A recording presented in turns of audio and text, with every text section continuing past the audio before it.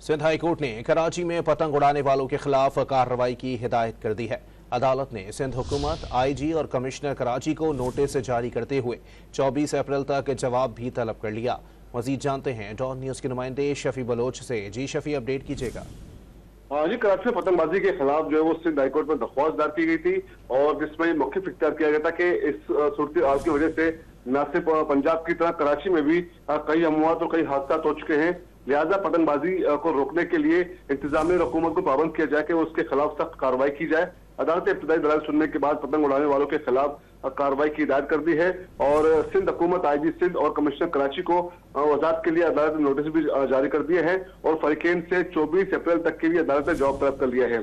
Commissioner Karachi ने पतंगबाजी पर पहले पाबंदी आयद की है। उस पर दरख्वास्त गुजार का कहना था कि पतंगबाजी की वजह से कई शहरियों की जानें जा चुकी हैं और चंद रोज कबल मलिर सैदाबाद के इलाके में पतंगबाजी की डोर से एक शहरी जख्मी हुआ। पतंगबाजों के खिलाफ जो है पुलिस की जानिब से कोई कार्रवाई अब तक नहीं की जा रही।